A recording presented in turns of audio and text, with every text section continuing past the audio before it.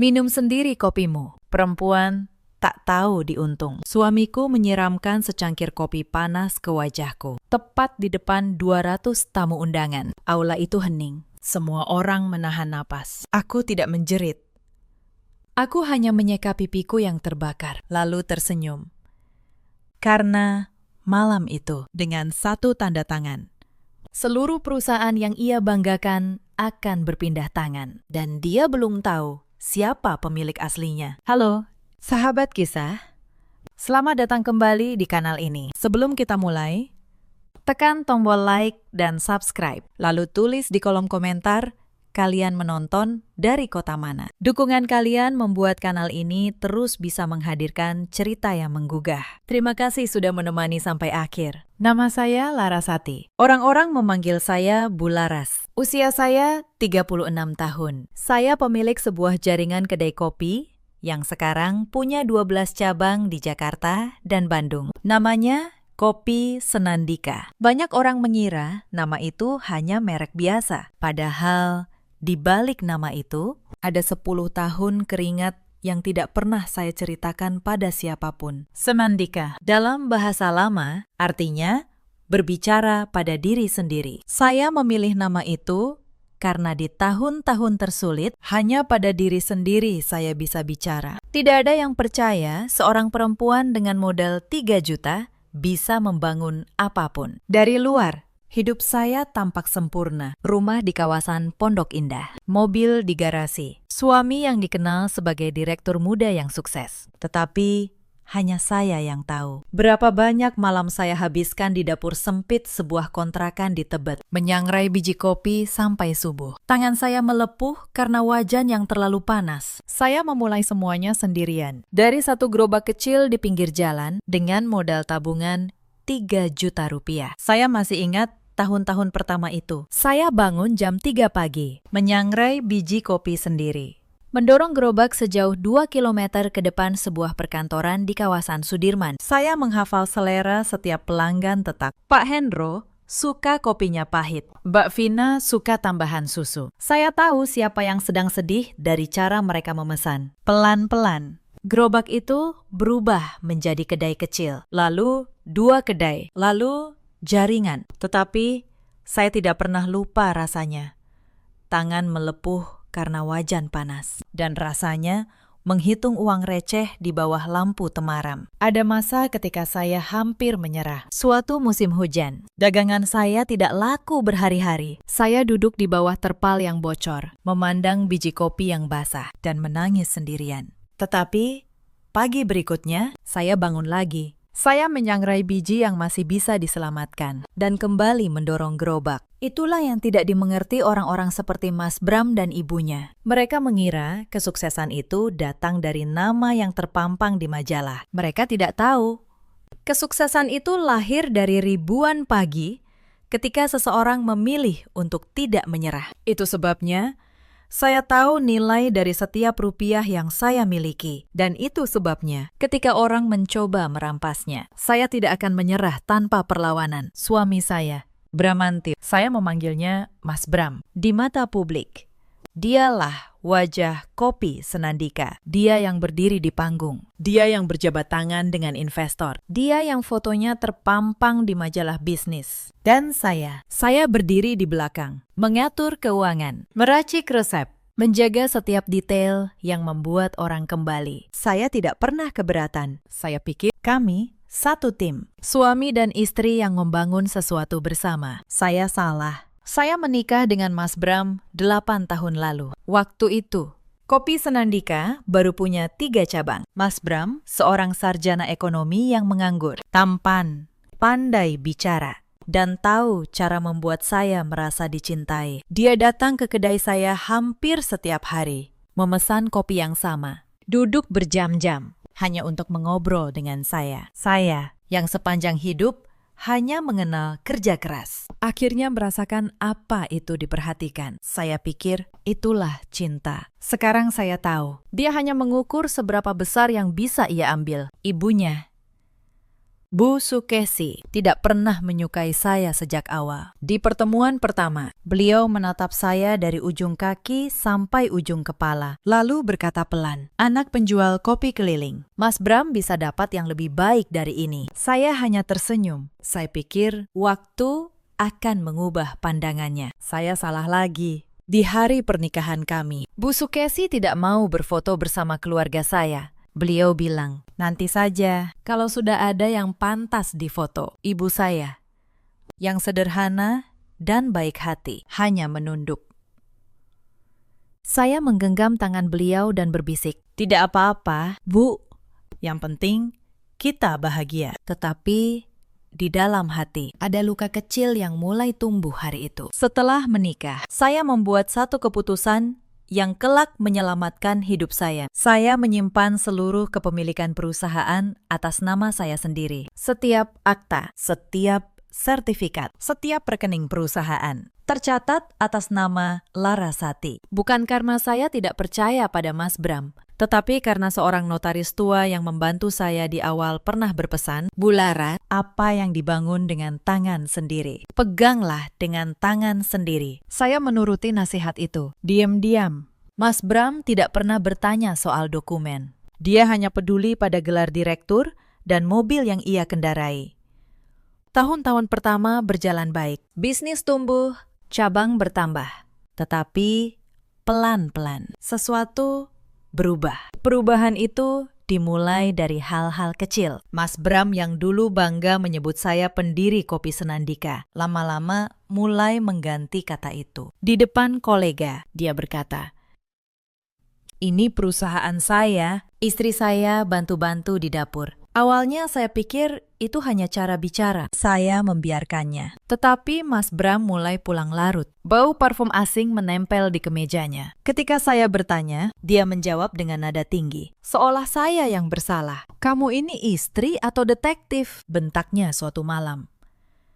"Aku capek kerja. Pulang malah diinterogasi." Saya terdiam. Saya yang bekerja 14 jam sehari, tiba-tiba dituduh tidak mengerti arti lelah. Bu Sukesi pindah ke rumah kami, katanya untuk menemani anaknya. Tetapi sejak hari itu, rumah saya sendiri terasa seperti rumah orang lain. Setiap pagi, Bu Sukesi duduk di meja makan dan mengomentari segalanya. "Kopimu terlalu encer, Laras." Istri yang baik itu di rumah, bukan sibuk mengurus toko. Pantas Mas Bram cari hiburan di luar. Di rumah saja tidak menyenangkan. Saya menelan semua kata itu demi rumah tangga yang saya kira masih bisa diselamatkan. Suatu hari, beliau bahkan memindahkan barang-barang saya dari kamar utama. "Kamu tidur di kamar belakang saja," katanya. Mas Bram butuh ruang untuk berpikir soal bisnis. Bisnis yang saya bangun, di rumah yang saya beli. Saya disuruh tidur di kamar belakang. Saya menurut, bukan karena lemah, tetapi karena saya sedang mengukur sampai sejauh mana mereka berani melangkah. Beberapa minggu berlalu seperti itu. Saya tidur di kamar belakang. Saya bekerja lebih keras dari siapapun di perusahaan. Lalu pulang ke rumah yang membuat saya merasa asing. Di meja makan, saya makan dalam diam. Sementara Bu Sukesi dan Mas Bram berbicara seolah saya tidak ada. Saya mulai merasa ada sesuatu yang mereka sembunyikan. Cara mereka berhenti bicara ketika saya masuk ruangan. Bisik-bisik yang terputus. Dokumen yang cepat-cepat disimpan. Saya tidak tahu persisnya apa. Tetapi naluri saya, naluri seorang perempuan yang sudah lama belajar membaca tanda, mengatakan badai sedang mendekat. Suatu malam, saya pulang lebih awal dari biasanya. Lampu ruang tamu menyala redup. Di sofa, saya melihat Mas Bram tidak sendirian. Ada seorang perempuan muda di sampingnya, tertawa. Bersandar di bahunya, seolah rumah itu miliknya. Mereka tidak melihat saya berdiri di ambang pintu. "Sabar ya, sayang," kata Mas Bram pada perempuan itu. "Sebentar lagi, semua atas namaku. Tinggal urus surat-suratnya." Perempuan itu tertawa kecil. "Si pelayan kopi itu, kapan kau ceraikan?" "Tenang. Setelah perusahaan beres pindah nama, dia tidak punya apa-apa lagi. Mau kemana dia?" "Kembali jualan kopi, pakai gerobak." Mereka berdua tertawa. Hati saya berhenti sejenak. Saya tidak masuk. Saya tidak berteriak. Saya mundur perlahan, lalu pergi. Malam itu, saya tidak menangis. Saya hanya duduk di mobil, di tepi jalan yang sepi, dan berpikir dingin. Saya membuka ponsel. Saya melihat foto pernikahan kami yang masih jadi layar utama. Pria yang dulu duduk berjam-jam di kedai saya, kini merencanakan menghabisi saya di rumah saya sendiri. Saya menghela napas panjang, lalu saya menghapus foto itu, bukan dengan amarah. Dengan ketenangan seseorang yang sudah memutuskan. Mereka mengincar perusahaan saya, perusahaan yang saya bangun dari nol. Dan mereka pikir saya tidak tahu apa-apa. Saya teringat kata-kata Pak Wibisono dulu. Apa yang dibangun dengan tangan sendiri, peganglah dengan tangan sendiri. Malam itu, di dalam mobil yang gelap, saya bersumpah pada diri sendiri. Saya tidak akan menyerahkan satu pun yang menjadi milik saya. Bukan satu cabang, bukan Rp1, bukan satu butir biji kopi. Mereka ingin pertunjukan. Saya akan beri mereka pertunjukan. Tetapi di akhir cerita, sayalah yang menulis kesimpulannya. Keesokan harinya, saya pura-pura tidak terjadi apa-apa. Saya menyajikan sarapan seperti biasa. Saya mencium pipi Mas Bram seperti biasa. Saya tersenyum pada Bu Sukesi seperti biasa. Itu adalah peran tersulit yang pernah saya mainkan. Tersenyum pada pria yang ingin menghancurkan saya. Menuangkan kopi untuk perempuan yang ingin mengusir saya dari rumah saya sendiri. Setiap senyum terasa seperti pisau di dalam dada saya. Tetapi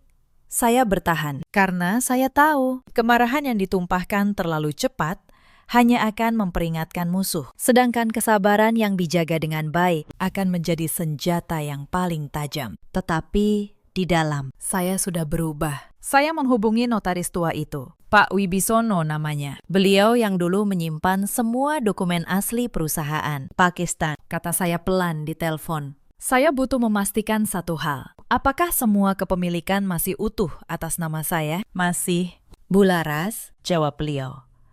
Tidak ada yang bisa mengubahnya tanpa tanda tangan ibu sendiri. Akta asli ada di brankas saya. Memangnya ada apa, Bu?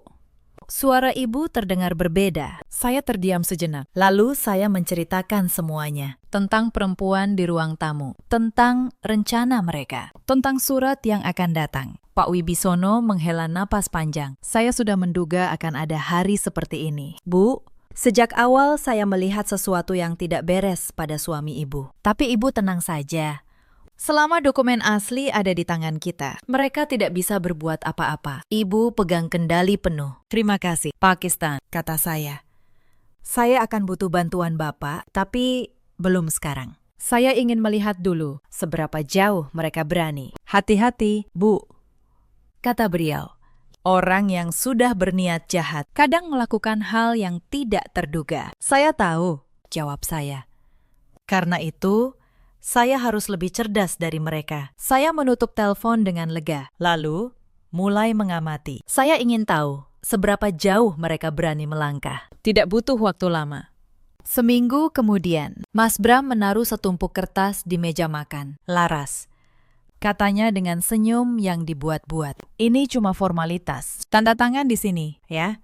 Untuk restrukturisasi perusahaan, biar pajaknya lebih ringan. Saya menatap kertas itu. Surat pengalihan saham. Seluruh kepemilikan Kopi Senandika dari nama saya ke nama Bramantio. Mereka pikir saya tidak bisa membaca. Saya membaca diam-diam baris demi baris. Sambil menjaga ekspresi tetap polos. Di sana tertulis dengan jelas. Pengalihan 100% saham. Penyerahan seluruh aset. Bahkan, rumah Pondok Indah ikut dialihkan. Jika saya menandatanganinya, dalam satu malam, saya akan kehilangan segalanya dan menjadi tamu di rumah saya sendiri. Saya tersenyum manis. Tentu, Mas, tapi aku mau baca dulu pelan-pelan. Maklum, aku cuma penjual kopi, tidak pintar soal hukum. Tidak usah dibaca-baca, potong Bu Sukesi dari ujung meja. Nadanya tidak sabar. Suamimu sudah mengurus semua, kamu tinggal tanda tangan. Istri yang baik itu percaya pada suami. Iya, Bu, kata saya lembut. Tapi Mas Bram pasti tidak mau istrinya tanda tangan tanpa mengerti, kan? Nanti kalau ada apa-apa, malah merepotkan. Mas Bram dan ibunya saling pandang. Akhirnya, Mas Bram mengangguk dengan rahang kaku. Ya sudah, tapi jangan lama-lama, ini penting. Wajah Bu Sukesi yang sedang duduk di ujung meja langsung berseri ketika saya menyentuh pena. Nah, begitu. Istri yang baik itu menurut pada suami. Saya membawa kertas itu ke kamar. Saya memotretnya halaman demi halaman. Lalu saya kirimkan ke Pak Wibisono. Malam itu, beliau menelpon. Suaranya serius. Bu Laras, ini bukan restrukturisasi. Ini pengalihan total. Kalau ibu tanda tangan, ibu kehilangan segalanya dalam semalam. Termasuk rumah. Saya tahu. Pakistan, jawab saya tenang. Saya tidak akan tanda tangan, tapi saya juga belum mau menolak. Saya mau lihat sampai mana mereka berani. Pak Wibisono terdiam sejenak. Ibu yakin? Saya yakin, kata saya. Tolong siapkan semua dokumen asli. Saya akan butuh nanti di waktu yang tepat. Hari-hari berikutnya menjadi pertunjukan. Saya pura-pura ragu soal surat itu. Saya bilang masih mempelajarinya. Setiap kali Mas Bram bertanya, saya menunda dengan alasan sibuk. Dan semakin saya menunda, semakin mereka menunjukkan wajah asli. Bu Sukesi mulai terang-terangan kasar. Suatu pagi, beliau menumpahkan secangkir teh ke laptop kerja saya. Ups, tidak sengaja, katanya tanpa rasa bersalah. Padahal di laptop itu ada laporan keuangan 12 cabang. Untung saya selalu menyimpan cadangan di tempat lain. Beberapa hari kemudian, ada hal yang lebih jauh. Saya menemukan lemari arsip di ruang kerja rumah saya, terbuka paksa. Map-map dokumen berserakan. Seseorang sudah mencari sertifikat asli perusahaan. Tentu saja mereka tidak menemukan apa-apa. Semua yang asli ada di brankas Pak Wibisono. Malam itu, Mas Bram bertanya dengan nada santai yang dipaksakan. Laras, sertifikat-sertifikat perusahaan kamu simpan di mana? Kok aku cari di rumah tidak ada? Saya tersenyum. Di bank. Mas, lebih aman. Dia mengangguk, tapi rahangnya mengeras. Lalu Mas Bram pun semakin berani. Dia mulai memerintah karyawan saya langsung. Seolah dialah pemilik sebenarnya. Dia memecat seorang manajer cabang yang setia pada saya selama 6 tahun. Hanya karena manajer itu menolak memberinya akses ke rekening perusahaan. Saya menerima telepon dari manajer itu, Mbak Ratih. Suaranya bergetar. Bu Laras, maaf. Saya dipecat, Pak Bram, tapi saya tidak memberikan apapun. Rekening tetap aman. Terima kasih. Ratih, kata saya. Kamu tidak dipecat. Kamu cuti dengan gaji penuh. Percayalah. Sebentar lagi semua kembali seperti seharusnya. Tetapi Mas Bram tidak berhenti di situ. Dia mendatangi bank, mencoba mengubah penandatangan rekening perusahaan. Beruntung, pihak bank menelpon saya lebih dulu untuk konfirmasi. Karena nama saya satu-satunya yang berwenang. Saya menolak permintaan itu.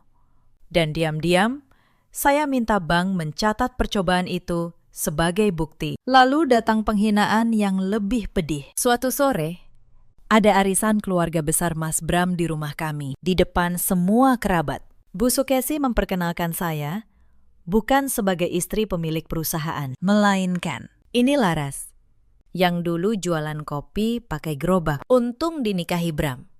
Jadi bisa hidup enak begini. Semua orang tertawa. Saya hanya tersenyum dan menyajikan kue, sambil mencatat dalam hati setiap nama yang ikut menertawakan saya.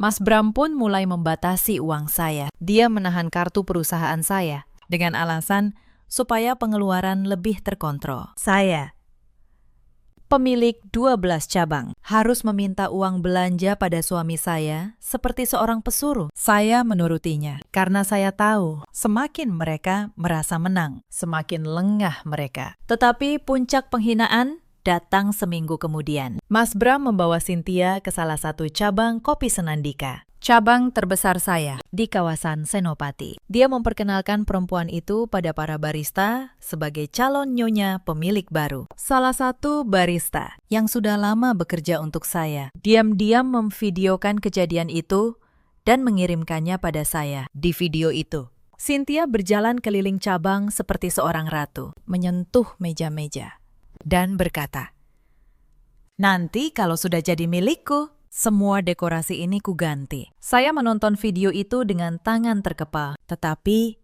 saya tidak bergerak. Belum waktunya. Saya hanya membalas barista itu dengan satu pesan singkat. Terima kasih sudah setia. Simpan video ini baik-baik. Sebentar lagi semua akan jelas. Lalu ada satu hal lagi yang membuat saya tahu. Mereka sudah melewati batas. Bu Sukesi mendatangi sekolah keponakan saya, anak dari adik perempuan saya, yang kebetulan tinggal dekat rumah kami. Beliau menyebarkan kabar bohong pada orang tua murid lain, bahwa keluarga saya adalah keluarga penipu yang kekayaannya dari hasil tipu-tipu. Adik saya menelpon sambil menangis. Mbak, kenapa mertua Mbak begitu jahat? Anak saya sampai dijauhi teman-temannya. Saat itu, sesuatu di dalam diri saya mengeras menjadi baja. Mereka boleh menyakiti saya, tetapi ketika mereka mulai menyakiti keluarga saya, kesabaran saya habis. Tunggu sebentar lagi, kata saya pada adik saya. Sebentar lagi, tidak akan ada yang berani menyentuh keluarga kita. Saya mencatat setiap pelanggaran, setiap perintah ilegal, setiap percakapan. Saya memasang perekam suara kecil di ruang tamu, bukan untuk balas dendam murahan, tetapi untuk bukti. Karena saya tahu, suatu hari mereka akan memberikan saya semua yang saya butuhkan dengan mulut mereka sendiri. Dan benar saja, suatu malam, dari kamar, saya mendengar percakapan di ruang bawah. Saya turun perlahan, berhenti di tengah tangga. Di tempat suara dari ruang tamu terdengar jelas, tetapi saya tidak terlihat. Perekam di saku saya sudah menyala sejak tadi. Bu, suara Mas Bram. Si Laras lama sekali tanda tangannya. Bagaimana kalau dia curiga? Tidak mungkin, jawab Bu Sukesi. Otaknya cuma sampai kopi. Begitu surat itu ditandatangani, kita usir dia dari rumah ini. Perusahaan jadi milik kita. Lalu kamu nikahi Cynthia, perempuan yang sepadan dengan keluarga kita. Tapi dia yang membangun semuanya. Bu, kata Mas Bram, sedikit ragu. Lalu kenapa? Suara Bu Sukesi mengeras. Yang punya nama di mata orang, itu kamu. Tanpa kamu, dia cuma penjual kopi keliling. Jangan lemah. Bram, tunjukkan siapa yang berkuasa di rumah ini. Baik, Bu. Mas Bram akhirnya berkata, setelah dia tanda tangan, kita habisi dia. Kita ambil semuanya. Nah, begitu, kata Bu Sukesi puas. Itu baru anak ibu. Saya berdiri di tangga, mendengar setiap kata, setiap rencana untuk menghancurkan hidup saya. Terucap begitu santai, seolah saya hanya sebuah benda yang bisa dibuang. Air mata sempat menggenang. Tetapi saya menghapusnya cepat. Bukan saatnya menangis. Ini saatnya bersiap. Saya naik kembali ke kamar, menutup pintu, dan menyalin rekaman itu ke tempat aman. Malam itu, saya tidak lagi merasa sedih. Saya merasa siap. Saya tidak tidur malam itu. Saya membuka laptop dan mulai menyusun. Saya menelpon Pak Wibisono dan seorang pengacara perusahaan. Bu Hartati, saya butuh semuanya rapi, kata saya. Akta kepemilikan asli, bukti setiap transaksi, rekaman percakapan. Saya ingin saat itu tiba. Tidak ada satu celah pun untuk mereka. Kapan ibu mau bergerak? Tanya Bu Hartati. Selama 2 minggu berikutnya, saya bekerja dalam 2 dunia. Di siang hari, saya tetap menjadi istri yang tampak patuh. Saya membuatkan kopi untuk Mas Bram. Saya mendengarkan ocehan Bu Sukesi tanpa membantah. Saya bahkan berpura-pura sedang mempertimbangkan surat pengalihan saham itu dengan serius. Tetapi di malam hari, saya menjadi diri saya yang sebenarnya. Seorang pembangun yang sedang mengamankan benteng. Saya mengumpulkan seluruh dokumen asli bersama Pak Wibisono. Akta pendirian, sertifikat 12 cabang, catatan rekening sejak hari pertama. Semuanya tersusun rapi atas satu nama saja. Nama saya. Saya meminta Bu Hartati menyiapkan laporan hukum atas semua percobaan kejahatan Mas Bram. Pemalsuan dokumen, percobaan mengalihkan saham secara ilegal, pemberhentian karyawan tanpa wewenang, percobaan mengubah penandatangan rekening di bank. Saya menyalin seluruh rekaman suara ke beberapa tempat aman. Saya mencatat tanggal, jam, dan isi setiap percakapan yang saya dengar. Saya juga menghubungi Mbak Ratih, manajer yang dipecat. Ratih, kata saya. Saya butuh kamu jadi saksi. Maukah kamu berdiri di sisi saya saat waktunya tiba, sampai kapanpun? Bu, jawabnya tanpa ragu. Setiap potongan mulai jatuh ke tempatnya. Saya teringat sesuatu. 2 minggu lagi, ada acara besar. Peluncuran cabang ke-13 Kopi Senandika di sebuah hotel bintang 5. 200 tamu, investor, wartawan, mitra bisnis. Mas Bram yang merencanakan acara itu. Dia ingin tampil sebagai sang direktur di hadapan semua orang. Saya tersenyum tipis. Di acara peluncuran, kata saya. Saya ingin semuanya selesai di sana, di depan semua orang yang selama ini ia bohongi. Ibu yakin tidak mau menyelesaikan ini secara tertutup saja? Tanya Bu Hartati. Lebih bersih, tanpa keramaian. Tidak, jawab saya.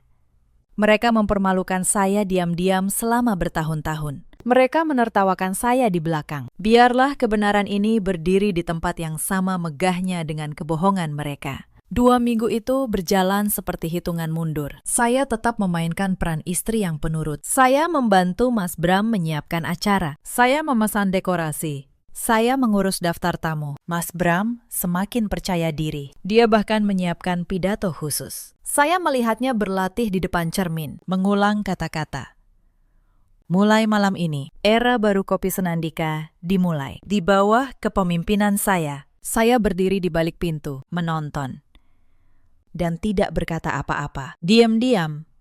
Saya juga memastikan setiap dokumen siap. Pak Wibisono akan hadir di acara itu, membawa brankas berisi akta asli. Bu Hartati akan datang dengan tim hukumnya, Mbak Rati. Manajer yang dipecat akan kembali sebagai saksi. Saya mengatur agar mereka semua masuk dalam daftar tamu dengan jabatan yang tidak mencurigakan. Pak Wibisono terdaftar sebagai mitra investor. Bu Hartati sebagai konsultan. Tidak ada yang akan menebak peran mereka yang sebenarnya. Saya juga menyiapkan satu hal lagi. Sistem suara di aula. Saya memastikan rekaman yang saya simpan bisa diputar melalui pengeras suara utama dengan satu sentuhan di ponsel saya. Mas Bram tidak curiga sedikit pun. Dia terlalu sibuk membayangkan dirinya berdiri di panggung, dipuja semua orang. Bu Sukesi bahkan membelikan gaun baru untuk acara itu, supaya kelihatan seperti keluarga terhormat, katanya sambil tertawa. Kamu juga pakai yang bagus, Laras. Jangan memalukan Bram di depan investor. Saya mengangguk sopan. Tentu, Bu.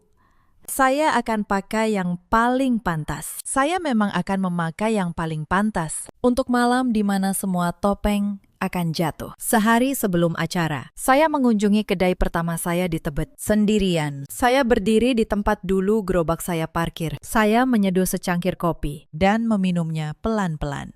Saya teringat perempuan muda berusia 26 tahun yang dulu mendorong gerobak di tempat ini. Tangannya kasar, tabungannya tipis, tetapi matanya penuh harapan. Maaf, bisik saya pada bayangan diri saya yang dulu. Maaf, karena hampir membiarkan orang lain merampas semua yang kau perjuangkan. Tapi tidak lagi. Mulai besok, tidak akan ada lagi yang berani. Malam sebelum acara, Mas Bram menaruh surat pengalihan saham itu lagi di meja. Laras, katanya. Besok setelah acara, kita tanda tangani ini, ya. Sekalian merayakan. Anggap saja hadiah untukku. Saya mengangguk pelan. Baik. Mas, besok semuanya akan jelas. Dia tidak tahu betapa benarnya kata-kata saya. Hari acara tiba. Pagi itu, saya bangun lebih awal dari semua orang. Saya berdiri di depan cermin, memandang wajah saya sendiri. Wajah yang sudah terlalu lama menyimpan luka. Hari ini, bisik saya pada bayangan saya, semuanya berakhir. Saya memilih gaun berwarna merah marun. Bukan gaun mewah pemberian siapapun. Gaun yang saya beli dengan uang saya sendiri. Dari hasil keringat saya sendiri. Saya ingin berdiri malam ini sebagai diri saya, bukan sebagai bayangan siapa-siapa. Hotel itu megah, lampu kristal berkilau. 200 tamu memenuhi aula. Wartawan berdiri di sisi panggung dengan kamera siap. Mas Bram tampil dengan jas mahal. Dia berkeliling menyapa tamu. tersenyum lebar, menikmati setiap pujian. Bu Sukesi duduk di barisan depan, mengenakan gaun barunya, tersenyum bangga pada anaknya. Di pojok ruangan, tanpa banyak orang sadari, Pak Wibisono duduk tenang dengan tas hitam di pangkuannya. Bu Hartati dan 2 orang stafnya berdiri dekat pintu, berpura-pura sebagai tamu biasa. Mbak Ratih menunggu di belakang, di antara kerumunan. Saya menyapa beberapa investor dengan tenang. Beberapa dari mereka menatap saya agak bingung, seolah merasa pernah melihat nama saya di suatu tempat penting, tetapi tidak ingat di mana. Sebentar lagi, mereka akan ingat. Acara dimulai. Mas Bram naik ke panggung. Selamat malam, hadirin sekalian. Katanya lantang. Saya Bramantio, Direktur Kopi Senandika. Malam ini kita merayakan cabang ke-13 kami. Tepuk tangan menggema. Dia menikmati setiap detiknya. Dia berdiri di sana seperti raja yang memandang kerajaannya, tanpa tahu bahwa kerajaan itu tidak pernah miliknya. Lalu dia melanjutkan dengan nada yang membuat darah saya dingin. Dan saya ingin mengumumkan sesuatu yang istimewa. Mulai malam ini, akan ada perubahan kepemimpinan resmi di perusahaan kami. Sebuah era baru. Beberapa tamu bertepuk tangan. Sebagian saling pandang, bingung. Saya berdiri dari kursi saya di tengah aula. Tenang, semua mata mulai tertuju pada saya. Mas Bram, kata saya. Suara saya jernih memenuhi ruangan. Boleh saya bertanya satu hal di depan semua tamu kita? Wajah Mas Bram menegang sedikit, tapi dia tetap tersenyum. Tentu, sayang. Ada apa? Era baru yang Mas maksud, kata saya. Itu yang ada di surat pengalihan saham, yang Mas minta saya tanda tangani. Bukan. Suasana mulai berubah. Beberapa investor mengernyit. Mas Bram tertawa kaku. Laras. Ini bukan tempatnya membicarakan urusan rumah tangga. Justru ini tempat yang tepat, kata saya. Melangkah maju. Karena ini bukan urusan rumah tangga. Ini urusan perusahaan. Dan semua orang di sini berhak tahu kebenarannya. Saya berdiri di tengah aula. Semua mata tertuju pada saya. Mas Bram menatap saya dari panggung. Senyumnya mulai retak. Para investor yang terhormat, kata saya. Suara saya tenang, tapi menjangkau setiap sudut ruangan. Berapa banyak dari kalian yang pernah menandatangani kontrak dengan Kopi Senandika? Coba ingat. Nama siapa yang tertera sebagai pemilik di kontrak itu? Apakah nama Bramantio atau nama lain? Beberapa investor saling berpandangan. Seorang pria parubaya di barisan tengah berkata pelan, tapi cukup keras untuk didengar. Larasati, kontrak saya ditandatangani oleh Larasati. Gumaman mulai menjalar. Diameter. Mas Bram membentak dari panggung. Keringat mulai membasahi dahinya. Itu cuma urusan administrasi. Sayalah yang menjalankan perusahaan ini. Menjalankan, kata saya. Mas, siapa yang meracik setiap resep? Siapa yang mengatur keuangan 12 cabang? Siapa yang bangun jam 3 pagi selama bertahun-tahun? Sementara kamu tidur nyenyak. Wajahnya merah padam. Bukan karena malu, karena marah. Karena merasa dipermalukan di hadapan orang-orang yang selama ini memujanya. Bu Sukesi bangkit dari kursinya. Wajahnya merah. Lancang sekali kamu. Menantu tak tahu diri. Diam dan tahu tempatmu. Tempat saya. Saya menoleh padanya. Tenang. Tempat saya adalah di puncak semua yang saya bangun. Bu, dan tidak ada yang bisa mengubah itu, termasuk ibu. Itulah saat Mas Bram kehilangan kendali. Dia menyambar cangkir kopi dari meja panggung. Wajahnya penuh amarah, karena merasa dipermalukan di hadapan orang banyak. Minum sendiri kopimu, perempuan tak tahu diuntung, bentaknya.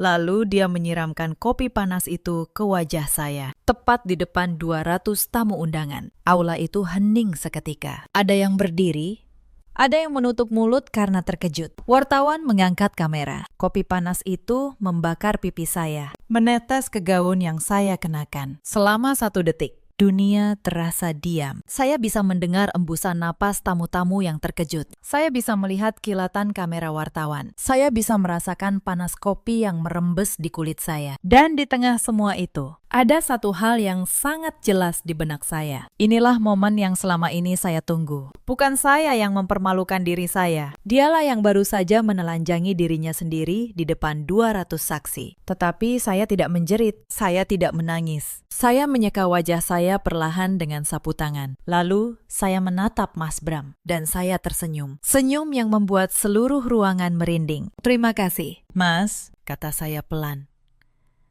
"Kamu baru saja memberi semua orang di sini jawaban tentang siapa kamu sebenarnya." Mas Bram terengah. Masih dengan cangkir kosong di tangannya. Dia mengira penghinaan itu akan membuat saya hancur, menangis. Lari dari ruangan. Dia tidak tahu, perempuan yang ia siram dengan kopi panas itu sudah lama berhenti takut padanya. Saya berbalik menghadap para tamu. Suara saya tegas, tidak bergetar sedikit pun. "Hadirin yang terhormat, izinkan saya memperkenalkan diri dengan benar. Nama saya Larasati. Dan sayalah pemilik tunggal Kopi Senandika sejak hari pertama sampai detik ini." Gumaman menyebar ke seluruh aula. Beberapa investor yang mengenal nama saya dari dokumen resmi langsung mengangguk. Mereka memang pernah bertanya-tanya, mengapa setiap kontrak penting selalu menunggu tanda tangan Larasati, bukan Bramantio? Mas Bram tertawa, panik. "Jangan dengarkan dia. Dia cuma istri saya. Saya direkturnya." "Direktur," kata saya, "tenang. Tunjukkan satu dokumen yang membuktikan kamu memiliki satu saham pun. Satu saja." "Mas," di depan semua orang ini, wajahnya membeku. Dia tidak punya apa-apa untuk ditunjukkan. Saat itulah Pak Wibisono berdiri dari pojok ruangan. Beliau berjalan tenang ke depan, membuka tas hitamnya, dan mengeluarkan setumpuk dokumen. "Saya Wibisono, notaris yang menangani seluruh akta Kopi Senandika sejak perusahaan ini didirikan," kata beliau. Suaranya berwibawa. "Saya bersaksi di hadapan semua yang hadir, 100% kepemilikan perusahaan ini. Setiap cabang, setiap rekening tercatat atas nama Ibu Larasati seorang. Saudara Bramantio tidak memiliki satu lembar saham pun. Tidak pernah." Beliau mengangkat akta asli, memperlihatkannya pada para tamu. Wartawan memotret dokumen itu. Wajah Mas Bram memucat. Bu Sukesi terhuyung ke kursinya. Bu Hartati melangkah maju, diikuti dua stafnya. "Saya Hartati, kuasa hukum Ibu Larasati." "Saudara Bramantio, kami memiliki bukti percobaan pengalihan saham secara ilegal melalui dokumen palsu. Pemberhentian karyawan tanpa wewenang, percobaan mengubah penandatangan rekening di bank, dan akses ilegal ke arsip perusahaan. Semua sudah kami dokumentasikan dan siap kami laporkan." Aula itu gempar. Para investor saling berbisik. Wajah mereka berubah dari bingung menjadi marah. Tetapi saya belum selesai. Saya mengeluarkan ponsel saya. Dan untuk para tamu yang masih ragu, izinkan saya memutar sesuatu. Suara ini direkam 2 minggu lalu di ruang tamu rumah saya. Saya menekan tombol putar. Suara Bu Sukesi menggema dari pengeras suara aula. "Begitu surat itu ditandatangani, kita usir dia dari rumah ini. Perusahaan jadi milik kita. Lalu kamu nikahi Cynthia. Tanpa kamu. Dia cuma penjual kopi keliling." Dan suara Mas Bram menyusul, jernih, tak terbantahkan. "Baik, Bu. Setelah dia tanda tangan, kita habisi dia. Kita ambil semuanya." Rekaman itu berhenti. Hening total. Lalu, aula meledak. Wartawan memotret tanpa henti. Para investor berdiri. Wajah mereka penuh kemarahan dan kekecewaan. Mas Bram jatuh terduduk di panggung. "Laras,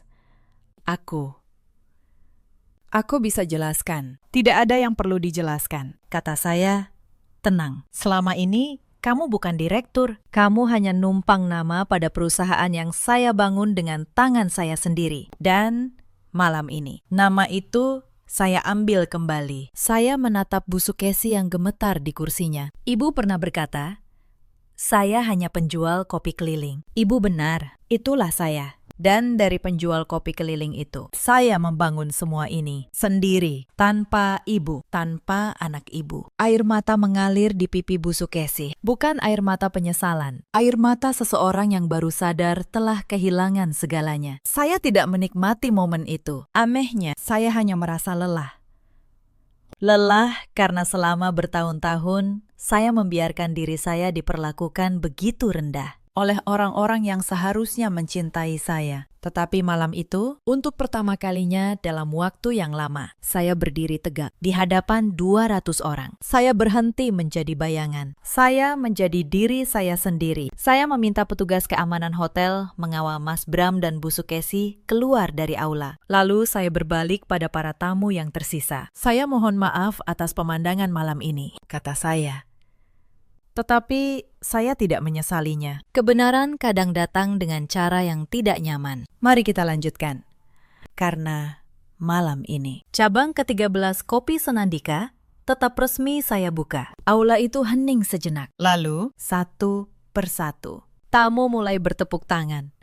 Tepuk tangan yang tulus untuk perempuan yang baru saja mereka saksikan berdiri menghadapi pengkhianatan tanpa menjatuhkan harga dirinya. Hari-hari setelah malam itu berjalan cepat. Berita tentang acara peluncuran yang berubah menjadi pembongkaran kebenaran menyebar kemana-mana. Video Mas Bram menyiramkan kopi ke wajah istrinya sendiri, yang ternyata pemilik perusahaan, ditonton jutaan orang. Komentar berdatangan dari seluruh penjuru. Orang-orang marah pada Mas Bram. Orang-orang mengagumi ketenangan saya. Banyak perempuan menulis bahwa mereka melihat diri mereka sendiri dalam cerita saya. Para investor menarik dukungan dari Mas Bram. Tidak ada yang mau berurusan dengan pria yang mengkhianati dan mempermalukan istrinya demi merebut hasil kerja keras orang lain. Beberapa mitra bisnis yang dulu hanya mau bicara dengan Pak Direktur, kini datang langsung pada saya, meminta maaf karena bertahun-tahun meremehkan peran saya. Bu Hartati mengajukan laporan resmi atas percobaan penipuan dan pemalsuan dokumen. Mas Bram terjerat proses hukum yang panjang.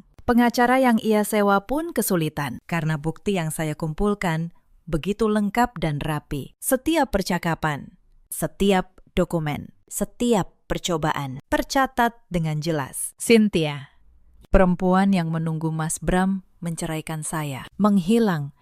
Begitu tahu pria itu tidak punya apa-apa, tidak ada perusahaan, tidak ada saham, tidak ada warisan, hanya utang dan nama yang tercoreng. Cinta yang ia ucapkan ternyata hanya sebatas isi rekening. Saya mengajukan gugatan cerai. Prosesnya berjalan mulus, karena semua bukti ada di tangan saya. Di ruang sidang, Mas Bram tampak begitu kecil. Pria yang dulu menyiramkan kopi panas ke wajah saya, kini tidak berani menatap mata saya. Hakim mengetuk palu. Pernikahan kami resmi berakhir. Saya tidak kehilangan apapun, karena memang semuanya selalu menjadi milik saya. Mas Bram dan Bu Sukesi diminta meninggalkan rumah di Pondok Indah. Rumah yang, seperti semua hal lainnya, tercatat atas nama saya. Saat mereka pergi, Bu Sukesi berhenti di pintu. Beliau menatap saya. Mulutnya terbuka seolah ingin berkata sesuatu. Mungkin permintaan maaf. Mungkin alasan. Mungkin hanya keangkuhan terakhir. Saya tidak menunggu untuk tahu. Saya hanya berkata, hati-hati di jalan. Bu, jaga kesehatan. Lalu saya menutup pintu. Pelan. Tanpa amarah. Tanpa air mata. Hanya kelegaan seseorang yang akhirnya bebas. Mbak Ratih kembali bekerja sebagai manajer senior. Saya menaikkan jabatannya dan memberinya bonus atas kesetiaannya. Ibu yang dulu menyelamatkan saya dengan pekerjaan ini, katanya. Sekarang giliran saya berdiri untuk ibu. Pak Wibisono dan Bu Hartati, saya jadikan penasihat tetap perusahaan. Saya belajar dari kesalahan saya. Tidak ada lagi celah. Tidak ada lagi orang yang bisa merampas apa yang saya bangun. Dan Kopi Senandika, cabang ke-13 tetap dibuka. Bahkan setelah semua berita itu, penjualan justru meningkat. Orang-orang datang ingin mencicipi kopi buatan perempuan yang berani berdiri menghadapi pengkhianatan dengan kepala tegak. Saya membuka 2 cabang baru dalam 6 bulan. Saya juga memulai program pelatihan untuk perempuan-perempuan yang ingin memulai usaha sendiri. Saya ingin mereka tahu bahwa membangun sesuatu dengan tangan sendiri adalah kekuatan yang tidak bisa dirampas siapapun. Beberapa bulan kemudian, saya berdiri sendirian di cabang pertama saya. Kedai kecil di Tebet, tempat semuanya dimulai dulu. Saya menyeduh secangkir kopi untuk diri saya sendiri. Aromanya hangat, akrab.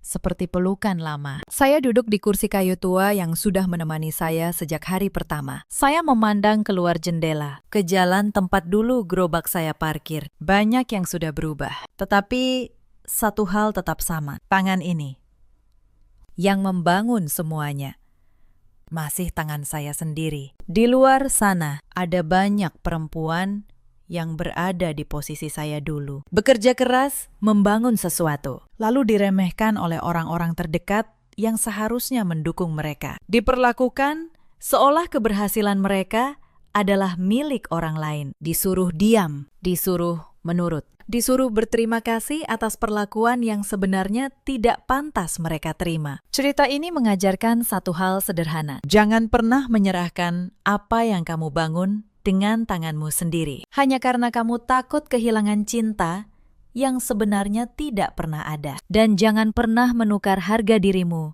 dengan kedamaian palsu di rumah tangga yang penuh kebohongan. Ada banyak suami di luar sana seperti Bramantio yang merasa berhak atas kerja keras pasangannya, hanya karena namanya yang dikenal orang, yang lupa bahwa di balik setiap pria yang berdiri di panggung, seringkali ada perempuan yang menyangga seluruh panggung itu dari belakang. Dan ada pula para ibu mertua seperti Bu Sukesi, yang mengira melindungi anaknya berarti menghancurkan menantunya. Padahal mereka sedang menggiring darah dagingnya sendiri menuju kehancuran. Karena kebencian yang ditanam pada orang lain, pada akhirnya tumbuh menjadi racun yang menghabisi keluarganya sendiri. Bramantio kini hidup dalam bayang-bayang kasus hukumnya, tanpa harta, tanpa nama. Kabarnya, dia bekerja serabutan, jauh dari kemewahan yang dulu ia banggakan. Bu Sukesi tinggal bersamanya di sebuah rumah kontrakan kecil di pinggir kota. Perempuan yang dulu menghina rumah kontrakan saya, kini menghabiskan hari tuanya di tempat yang sama. Cynthia tak pernah terdengar lagi. Dan saya bangkit, lebih kuat, lebih utuh, lebih bebas dari sebelumnya. Saya tidak lagi membangun untuk membuktikan apapun pada siapapun. Saya membangun karena saya mencintai apa yang saya kerjakan. Dalam hidup, kita selalu punya pilihan untuk diam dan menerima, atau berdiri dan mempertahankan apa yang menjadi hak kita, untuk membiarkan orang lain menulis akhir cerita kita, atau memegang pena itu sendiri. Saya memilih memegang pena saya sendiri. Dan saya harap kalian pun begitu. Karena pada akhirnya, harga diri bukanlah sesuatu yang diberikan orang lain pada kita. Harga diri adalah sesuatu yang kita pertahankan sendiri, bahkan ketika seluruh dunia menyuruh kita menyerah. Ceritakan kisah kalian di kolom komentar. Pernahkah kalian diremehkan oleh orang yang seharusnya berdiri di sisi kalian? Bagaimana kalian bangkit? Saya akan membaca setiap cerita kalian. Terima kasih sudah menemani sampai akhir. Sampai jumpa di kisah berikutnya. Di tengah pesta arisan keluarga, mertuaku menyuruhku mengepel lantai dapur, sementara seluruh kerabat menertawakanku dari ruang depan. Mereka menyebutku perempuan kampung yang menumpang hidup. Aku hanya tersenyum. Mereka tidak tahu, akta rumah megah tempat mereka berpesta itu tertulis atas namaku. 30 menit lagi, mereka akan kehilangan segalanya. Halo, sahabat. Selamat datang kembali di kanal ini. Sebelum kita mulai, tuliskan dari kota mana kalian menonton. Jangan lupa tekan tombol suka dan berlangganan, supaya kami makin semangat menghadirkan kisah yang lebih menyentuh lagi. Hari Minggu itu seharusnya menjadi hari istirahatku. Sepanjang pekan, aku bekerja di balik nama orang lain, dan tubuhku lelah sampai ke tulang. Namun rumah yang kami tempati justru riuh sejak subuh. Hari itu, giliran ibu mertuaku menjadi tuan rumah arisan keluarga besar. Bukan arisan biasa. Ini panggung untuk memamerkan kekayaan dan jabatan. Mobil-mobil mengilap memenuhi halaman depan. Para bibi dan sepupu datang dengan perhiasan emas dan tas bermerek mahal. Mereka tertawa, saling memuji, saling mengukur siapa yang paling sukses. Aku bangun sejak pukul 4 pagi. Aku memasak rendang, opor, dan aneka kue basah. Punggungku sudah pegal sebelum tamu pertama tiba. Namaku Anindya Kusuma. Usiaku 32 tahun. Di mata keluarga ini, aku hanyalah perempuan yatim piatu dari kampung. Pegawai rendahan, bergaji pas-pasan, yang beruntung dipungut oleh putra kesayangan mereka. Itulah yang mereka percaya. Dan selama 5 tahun, aku membiarkan mereka percaya. Aku sengaja memakai daster sederhana, tanpa riasan, tanpa perhiasan. Aku ingin menjadi menantu yang rendah hati, melayani dengan tulus, tanpa menonjolkan diri. Aku menatap ruang tamu yang sudah penuh. Aku berniat mandi sebentar, berganti pakaian, lalu ikut menyambut tamu. Bagaimanapun, secara resmi, aku adalah istri di rumah ini. Tapi baru saja kakiku menapak anak tangga pertama. Suara melengking menghentikanku. "Mau kemana kamu?" bentak ibu mertuaku dari arah ruang makan. Bu Hartati, 61 tahun. Hari itu ia mengenakan kebaya brokat merah marun, lengkap dengan sanggul dan berlian yang sengaja ia pakai di siang bolong. Matanya menyapuku dari ujung kepala sampai ujung kaki, penuh jijik. "Saya mau mandi sebentar, Bu." Baju ini sudah bau asap dapur. Setelah itu, saya ikut menyambut tamu di depan. Jawabku selembut mungkin. Bana, kakak iparku, baru keluar dari kamarnya dengan gaun sutra yang ketat. Ia menyilangkan tangan di depan dada. "Mandi buat apa?" katanya sinis. "Mau ikut duduk di depan sama tamu VIP, sadar diri." "Dong. Penampilanmu nggak pantas dilihat orang. Bikin malu keluarga saja kalau kamu duduk di antara nyonya-nyonya pejabat." Ibu mertuaku mengangguk puas. Ia berkacak pinggang, lalu menunjuk ke arah dapur. "Betul," kata Fania. "Kamu tidak usah ikut kumpul. Piring dan gelas kotor sudah menumpuk. Tugasmu sekarang, cuci semua sampai bersih. Itu gelas kristal mahal. Kalau pecah, gajimu 10 tahun pun tidak akan sanggup mengganti." Dadaku terasa sesak. Aku mengedarkan pandangan ke ruang tamu. Di sana, suamiku duduk santai di sofa kulit. Mas Reza, 38 tahun. Ia tertawa terbahak-bahak bersama para sepupunya, memegang segelas sirup dingin. Sesekali matanya melirik ke arahku yang sedang dimarahi ibu dan kakaknya. Lalu ia membuang muka. Ia tidak berkata apa-apa. Tidak ada pembelaan. Tidak ada niat untuk menarik tanganku dan mendudukkanku di sampingnya sebagai istri yang dihormati. "Tolong, lihat aku sebentar saja," gumamku dalam hati. Tapi ia sibuk dengan dunianya sendiri. "Tunggu apa lagi? Cepat ke dapur," bentak ibu mertuaku lagi. Kali ini lebih keras, sampai beberapa tamu menoleh demi menghindari keributan yang memalukan. Aku menundukkan kepala. Aku menghela napas panjang, lalu berbalik menuju dapur. 5 tahun lalu, saat aku menerima lamaran Mas Reza, aku berjanji pada diriku sendiri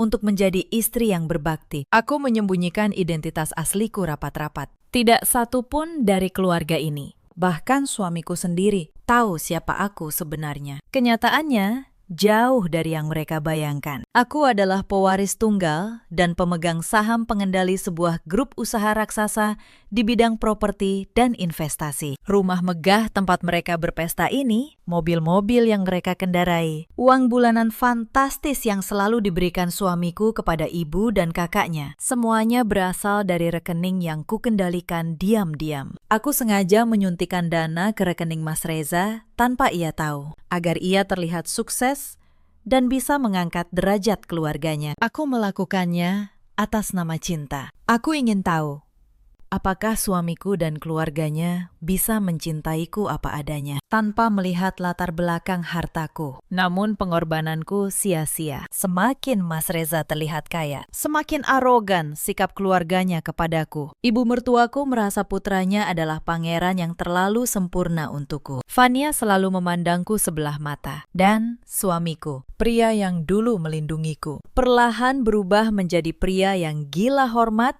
dan terlalu takut pada ibunya untuk sekedar membelaku. Dapur itu terletak di bagian paling belakang rumah. Sempit, panas. Hanya ada satu jendela kecil yang tidak cukup mengusir hawa pengap. Piring-piring kotor bernoda santan sudah menggunung. Gelas kristal lengket berjejer berantakan. Aku mengikat celemek pudar di pinggang, lalu menyalakan keran. Air sabun yang dingin menyentuh tanganku yang sudah keriput sejak subuh. Aku menggosok satu persatu. Punggung bawahku semakin nyeri. Aku harus berdiri berjam-jam, membersihkan kekacauan yang dibuat puluhan orang yang sedang bersenang-senang di luar sana. Pelayan paruh waktu yang disewa ibu mertuaku sesekali masuk, bukan untuk membantu. Ia hanya meletakkan tumpukan piring kotor yang baru, lalu kembali ke depan. Sekali waktu, pelayan muda itu menatapku dengan iba. Ia berbisik pelan, "Bu, biar saya bantu sebentar." Kasihan tangan ibu, tapi belum sempat ia menyentuh keran. Suara ibu mertuaku menggelegar dari ruang tamu. "Jangan dibantu. Itu memang tugasnya. Kamu urus saja makanan di depan." Pelayan itu menunduk, lalu pergi dengan wajah serba salah. Bahkan kebaikan kecil pun tidak diizinkan menyentuhku di rumah ini. Ibu mertuaku melarang pelayan itu mencuci. Tugas itu sengaja dibebankan sepenuhnya kepadaku. Sebuah hukuman tak tertulis, karena aku dianggap orang luar yang menumpang hidup. 1 jam berlalu. Tanganku kebas dan kemerahan, perih oleh sabun keras. Salah satu gelas kristal hampir terlepas dari tanganku yang gemetar. Aku menahannya tepat waktu. Jika gelas itu pecah, ibu mertuaku pasti akan membuat kehebohan di depan tamu, menjadikannya alasan baru untuk mempermalukanku. Aku menggenggam gelas itu erat-erat, lebih erat dari yang seharusnya, sampai jari-jariku sakit. Tumpukan piring akhirnya mulai berkurang. Aku melirik meja dapur. Di sana ada nampan besar berisi potongan melon dan semangka yang belum sempat diantar ke depan. Perutku berbunyi. Sejak subuh, aku belum makan apapun. Aku ingin mengambil sepotong. Tapi aku tahu, ibu mertuaku akan marah besar jika aku menyentuh hidangan tamu lebih dulu. Maka kuangkat nampan berat itu dengan kedua tanganku. Aku memutuskan mengantarnya ke ruang tamu. Setelah itu, mungkin aku bisa beristirahat sebentar. Aku menyusuri lorong panjang yang menghubungkan dapur dengan ruang keluarga utama. Langkahku pelan, semakin dekat ruang tamu. Suara obrolan terdengar semakin jelas. Decak kagum, pujian berlebihan, tawa yang menggema. Langkahku terhenti tepat di balik dinding pembatas. Aku tertutup pilar marmer besar. Mereka tidak melihatku, tapi aku bisa mendengar setiap kata. Ibu mertuaku duduk di kursi tunggal berlapis beludru di tengah ruangan, dikelilingi para bibi. Fania duduk di lengan kursi ibunya, memegang gelas teh dengan gaya seanggun mungkin. Rumah ini benar-benar luar biasa, Bu Hartati, puji salah satu bibi. Matanya menyapu seluruh ruangan. Perabotannya import semua. Anakmu hebat sekali. Usianya belum 40, tapi sudah bisa membelikan rumah semewah ini untuk ibunya. Ibu mertuaku tersenyum lebar sampai matanya menyipit. Ia mengibaskan tangan dengan gaya merendah yang dibuat-buat. "Ah, biasa saja. Anak laki-lakiku itu memang penyayang," katanya.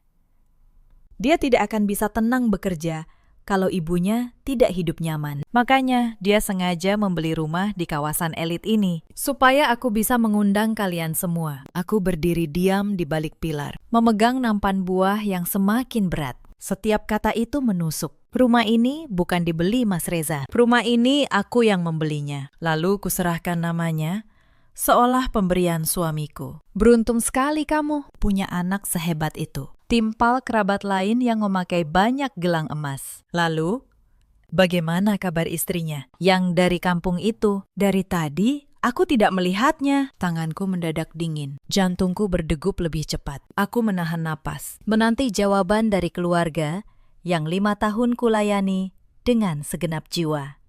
Ibu mertuaku memutar bola matanya. Ia sengaja mengeraskan suara, seolah ingin seluruh ruangan mendengar. Perempuan itu, dia ada di belakang, sedang mencuci piring dan membersihkan dapur. "Mencuci piring?"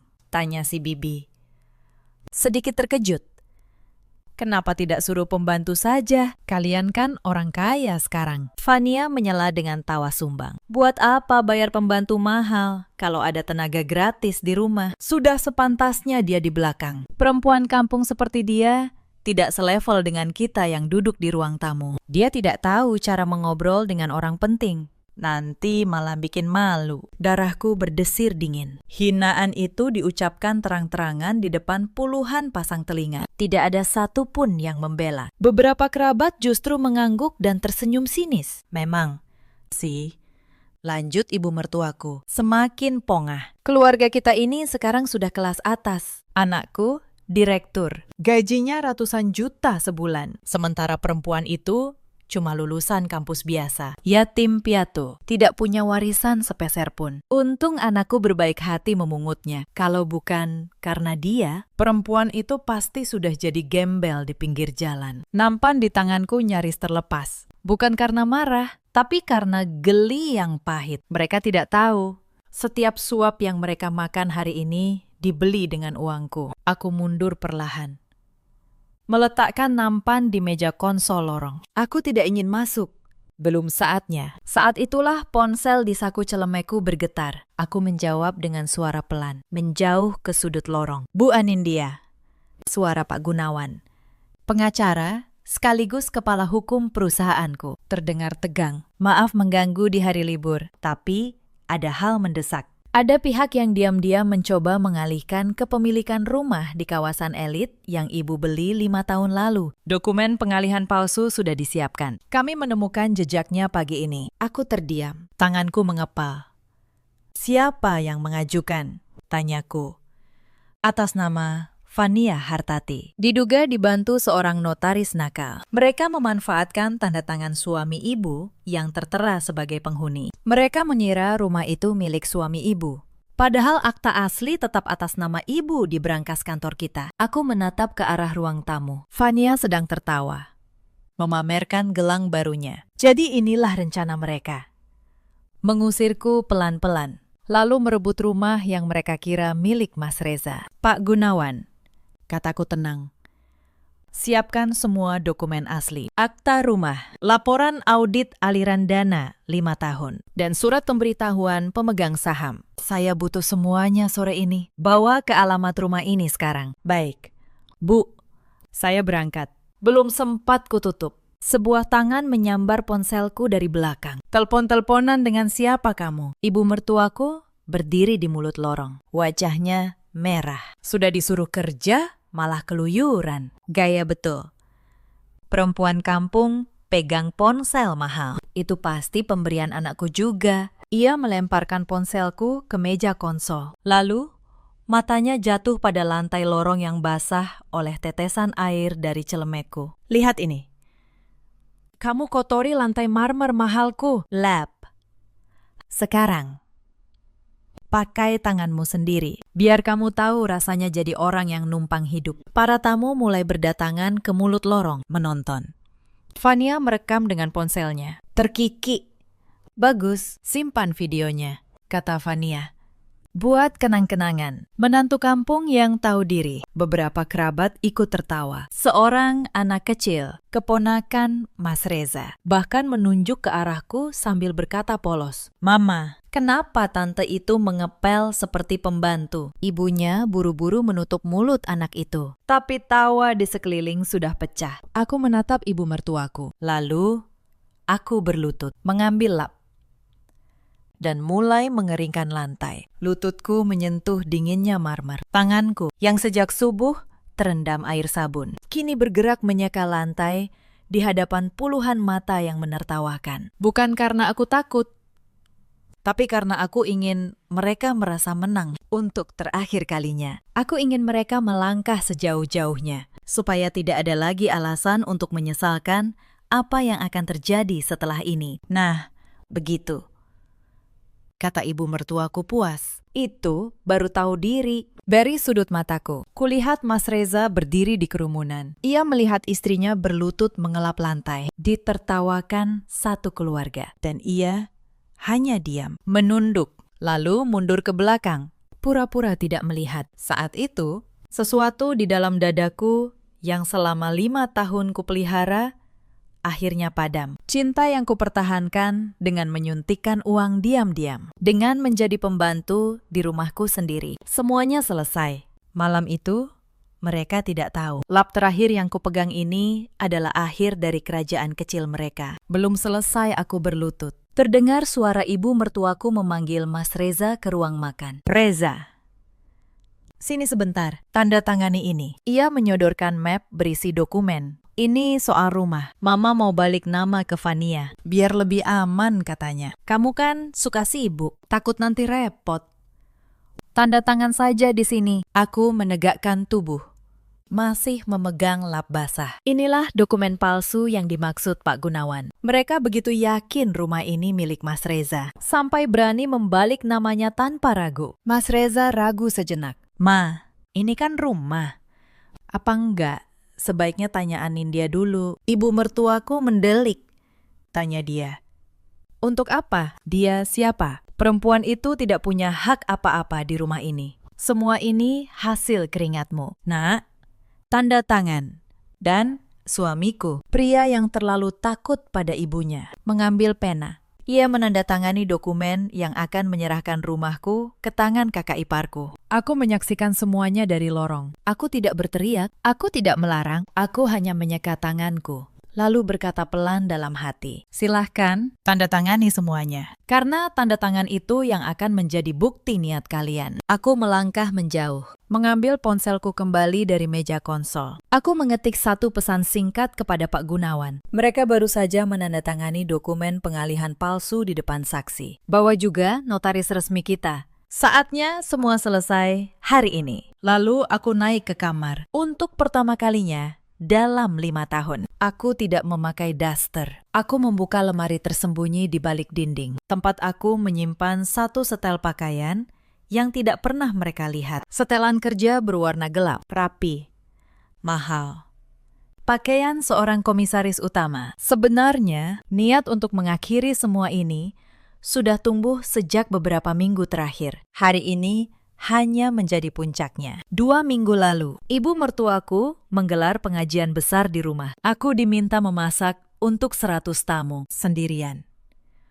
Sejak dini hari, ketika seorang tamu memujiku karena masakannya enak, ibu mertuaku buru-buru menyela. Katanya, itu cuma menantu yang numpang. Untung saja dia bisa masak, jadi ada gunanya sedikit. Tamu itu tertawa. Aku hanya menunduk, melanjutkan menuang teh. Seminggu lalu, Fania kehilangan gelang emasnya. Tanpa bukti apapun, ia langsung menuduhku mencuri. Ia menggeledah kamarku di depan ibu mertuaku, membongkar lemariku, melempar pakaianku ke lantai. Gelang itu akhirnya ditemukan di tas Fania sendiri, terselip di antara dompet. Tidak ada satu kata maaf pun. Ibu mertuaku malah berkata, lain kali jangan dekat-dekat barang berharga. Orang seperti kamu memang gampang dicurigai. Aku menelan semua itu. Tapi setiap penghinaan menambah satu batu di dadaku. Sampai hari ini, batu itu menjadi gunung. 2 hari lalu, alergi di tanganku semakin parah. Kulitku melepuh,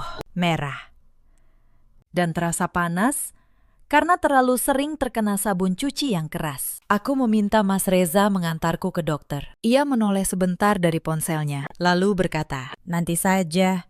Mama menyuruhku menemaninya ke arisan tetangga sore ini. Kamu olesi salep saja dulu. Lalu, ia pergi, meninggalkanku dengan tangan yang perih. Ibu mertuaku yang mendengar percakapan itu menyahut dari ruang tengah. Tangan sedikit melepuh saja sudah rewel. Dasar manja. Dulu aku mencuci untuk satu kampung. Tanganku biasa saja. Malam itu aku mengobati tanganku sendiri sambil menahan perih yang jauh lebih dalam dari sekadar luka di kulit. 5 hari lalu, ibu mertuaku sakit dan harus dirawat semalam di rumah sakit. Aku yang menungguinya sepanjang malam, mengganti kompres, menyuapi obat, tanpa tidur sama sekali. Pagi harinya, ketika para kerabat datang menjenguk, ibu mertuaku berkata bahwa Fania lah yang menjaganya semalaman. Aku yang berdiri di sudut dengan mata sembab hanya dianggap pelengkap. Untung ada Fania,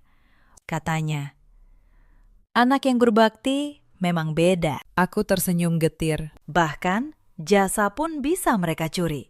4 hari lalu, suamiku berulang tahun. Aku menyiapkan kejutan kecil, kue buatan tangan, dan sebuah jam tangan sederhana. Saat aku menyerahkannya di depan keluarga, ibu mertuaku menyeletuk, jam murahan begini. Reza biasa pakai yang puluhan juta. Simpan saja. Malah bikin malu. Fania tertawa. Mas Reza hanya menerima kotak itu, lalu meletakkannya di meja tanpa membukanya. Malam itu, jam itu masih tergeletak di sana. Dingin. Tak tersentuh. Seperti perasaanku, 3 hari sebelum arisan, aku tidak sengaja mendengar percakapan ibu mertuaku dengan Fania di ruang keluarga. Ibu mertuaku berkata, "Pokoknya sebelum perempuan itu sadar, kita balik nama dulu rumah ini ke kamu." Suruh Reza tanda tangan. Setelah resmi, kita usir dia. Dia tidak akan bisa apa-apa. Dia kan tidak punya keluarga. Saat itu, aku berdiri di balik pintu, memegang nampan teh. Tanganku gemetar. Bukan karena takut, tapi karena akhirnya aku tahu sejauh apa rencana mereka. Mereka tidak hanya ingin menghinaku, mereka ingin merampas habis dan membuangku ke jalan. Malam itu, aku menelpon Pak Gunawan. Aku memintanya diam-diam memantau setiap upaya pengalihan dokumen atas rumah ini. Aku ingin membiarkan mereka melangkah sejauh mungkin, karena semakin jauh mereka melangkah, semakin kuat bukti yang akan menjatuhkan mereka. Aku tidak ingin sekadar marah. Aku ingin keadilan yang sah, hitam di atas putih. Sambil mengganti pakaian, ingatanku melayang ke 5 tahun yang lalu. Saat pertama kali aku menginjakan kaki di keluarga ini. Waktu itu, aku sengaja datang dengan baju sederhana dan tas kain. Aku ingin tahu bagaimana keluarga Mas Reza memperlakukan seorang perempuan yang mereka anggap tidak punya apa-apa. Hari pertama, ibu mertuaku menyodorkan sapu dan kain pel. Katanya, "Di rumah ini, menantu harus tahu diri. Kerja dulu, baru boleh makan." Aku menurut. Aku mengepel, mencuci, memasak. Aku bangun paling pagi dan tidur paling malam. Aku pikir dengan kesabaran, hati mereka akan luluh. Tapi kesabaranku justru mereka anggap kelemahan. Setiap kali aku diam, mereka menambah beban. Setiap kali aku menunduk, mereka menginjak lebih dalam. Tahun kedua, Fania menikah dan tetap tinggal di rumah. Beban dapur bertambah 2 kali lipat. Aku melayani Fania seperti melayani ratu. Ia tidak pernah mengucapkan terima kasih sekalipun. Tahun ketiga, ibu mertuaku mulai meminta uang. Awalnya untuk arisan, lalu untuk perhiasan. Lalu, untuk renovasi, setiap permintaan kupenuhi melalui rekening Mas Reza, supaya ia terlihat sebagai anak yang membanggakan. Mereka semakin kaya dan semakin lupa diri. Aku masih ingat malam ketika aku demam tinggi. Aku terbaring di kamar, menggigil. Tidak ada yang menengok. Ibu mertuaku justru mengetuk pintu. Marah karena tidak ada yang menyiapkan makan malam. "Sakit kok manja," katanya dari balik pintu. "Dulu aku melahirkan pun masih masak untuk mertuaku." Bangun, jangan cari perhatian. Malam itu, aku menangis sendiri. Bukan karena demam, tapi karena aku sadar cinta yang kuperjuangkan ini bertepuk sebelah tangan. Aku sempat berpikir untuk pergi. Tapi setiap kali aku menatap Mas Reza, aku masih melihat sisa pria yang dulu kucintai. Aku masih berharap suatu hari ia akan berdiri di sisiku. Harapan itu kupelihara sampai hari ini. Sampai aku melihatnya menandatangani dokumen yang akan merampas rumahku. Lalu mundur ketika istrinya berlutut di lantai. Hari ini, harapan itu mati. Dan ketika harapan mati, yang tersisa hanyalah keadilan. Aku menyelesaikan tata rambutku di depan cermin. Wajah di pantulan itu bukan lagi menantu yang ketakutan. Itu adalah Anindya Kusuma, komisaris utama, pemilik dari segala yang mereka banggakan. Aku mengambil ponsel.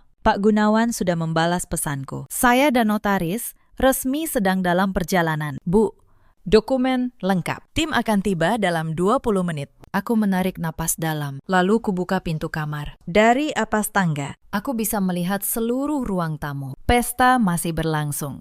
Ibu mertuaku tertawa di tengah kerumunan. Fania memamerkan dokumen rumah kepada beberapa kerabat, berkata bahwa rumah ini akan segera menjadi miliknya sepenuhnya. Sebentar lagi resmi atas namaku. Kudengar Fania berkata bangga. "Mama benar, kita tidak butuh perempuan kampung itu lagi. Setelah rumah balik nama, kita usir dia." Biar tahu rasa, beberapa kerabat tertawa. Salah satu bibi berkata, "Bagus. Memang dari dulu dia tidak pantas di sini." Aku berdiri di puncak tangga. Tidak ada yang menyadari kehadiranku. Untuk sesaat, aku hanya menatap mereka semua. Orang-orang yang selama 5 tahun menginjak harga diriku, sambil hidup dari uangku. Lalu kulangkahkan kaki menuruni tangga. Pelan. Sepatu hak tinggiku berdetak di lantai marmer. Satu demi satu. Detak itu memecah tawa di ruangan. Satu persatu kepala menoleh. Tamu yang pertama melihatku terdiam. Lalu yang kedua, lalu seluruh ruangan perlahan jatuh dalam keheningan.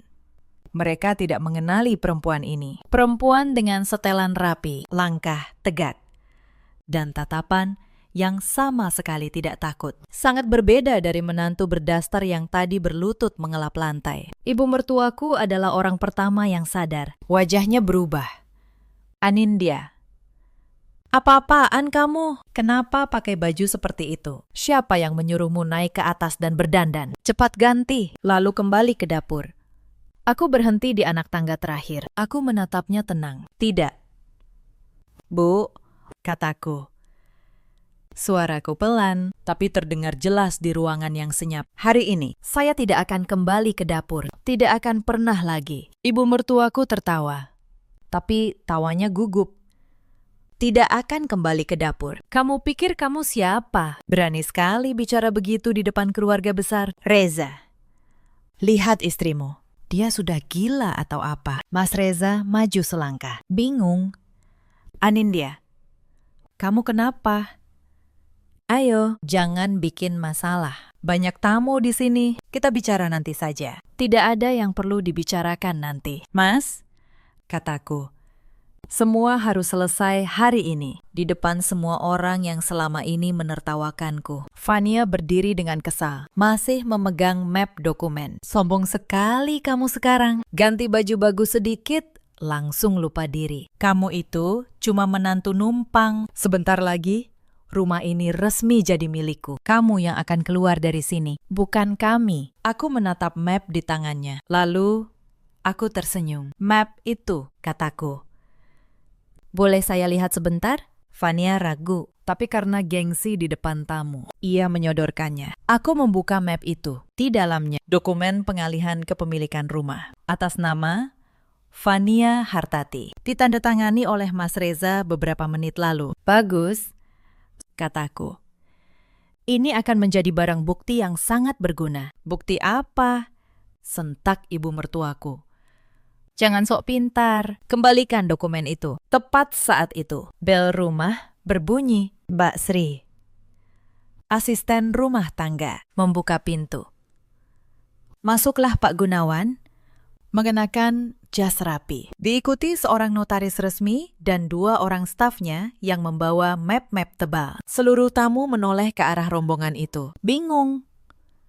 Siapa mereka? Tanya ibu mertuaku. Maaf, ini acara keluarga. Tolong keluar. Pak Gunawan membungkuk sopan ke arahku. Selamat sore, Bu Anindya. Semua dokumen sudah saya bawa, sesuai permintaan. Kata Bu Anindya, diucapkan dengan penuh hormat oleh pria berwibawa itu. Membuat ruangan semakin bingung. Ibu mertuaku menoleh ke arahku, lalu ke Pak Gunawan, lalu kembali ke arahku. Kalian saling kenal, tanyanya. Suaranya mulai goyah. Aku berjalan ke tengah ruangan. Aku berdiri di tempat yang tadi ditempati ibu mertuaku. Di pusat perhatian semua orang. Perkenalkan, kataku tenang. Nama saya Anindya Kusuma. Selama 5 tahun, kalian mengenal saya sebagai menantu kampung yang yatim piatu, bekerja sebagai pegawai rendahan. Hari ini, izinkan saya memperkenalkan diri yang sebenarnya. Aku menunjuk Pak Gunawan. Beliau adalah kepala hukum dari grup usaha yang saya pimpin. Dan saya adalah komisaris utama sekaligus pemegang saham pengendali grup tersebut. Keheningan di ruangan itu pecah oleh suara terkesiap. Beberapa tamu saling pandang. Ibu mertuaku tertawa. Terpaksa. Jangan mengarang cerita, kamu. Komisaris, lawak sekali. Reza, suruh istrimu berhenti membuat malu. Saya tidak mengarang. Bu, kataku. Pak Gunawan, tolong jelaskan. Rumah ini milik siapa? Pak Gunawan membuka map pertama. Ia mengeluarkan sebuah dokumen bersegel resmi. Hadirin sekalian, katanya lantang. Ini adalah akta kepemilikan asli rumah ini. Tertera jelas. Atas nama Anindya Kusuma. Dibeli 5 tahun lalu. Lunas. Tanpa cicilan.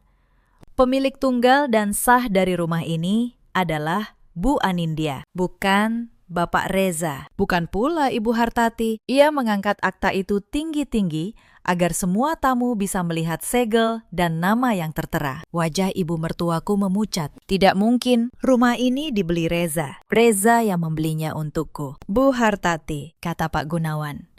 Uang yang Bapak Reza gunakan selama 5 tahun ini bukan berasal dari gajinya. Saya bawa laporan auditnya. Ia mengeluarkan map kedua, jauh lebih tebal. Lembar demi lembar mutasi rekening tersusun rapi. Setiap bulan, sejumlah dana disuntikan secara diam-diam ke rekening Bapak Reza dari rekening pribadi Bu Anindya. Total selama 5 tahun jika dijumlahkan mencapai puluhan miliar rupiah. Rumah ini, mobil-mobil di halaman.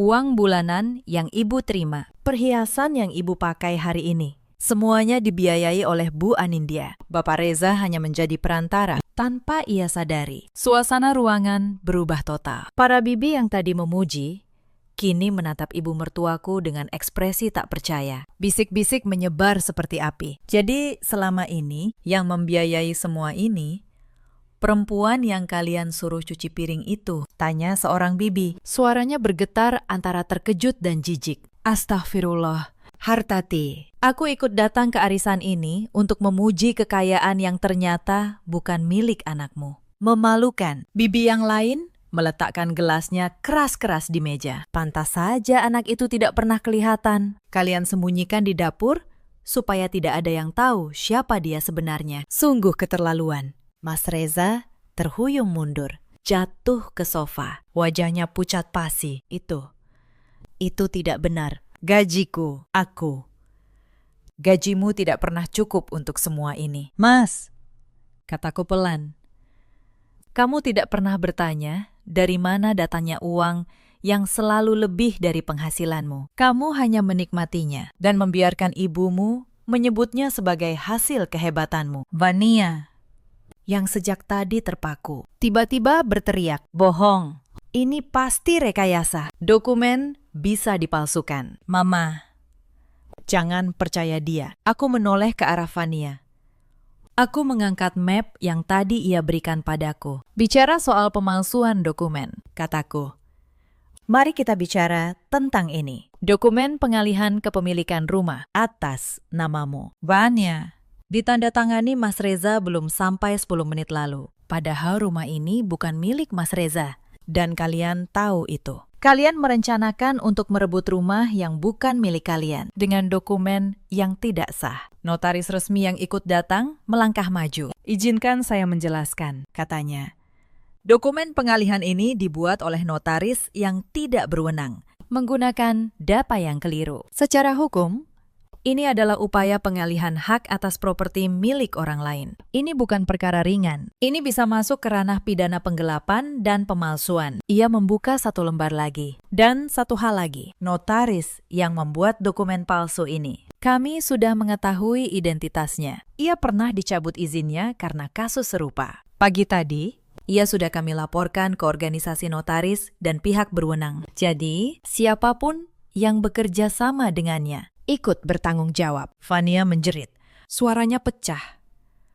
Aku tidak tahu apa-apa soal notaris itu. Mama yang mengaturnya, bukan aku.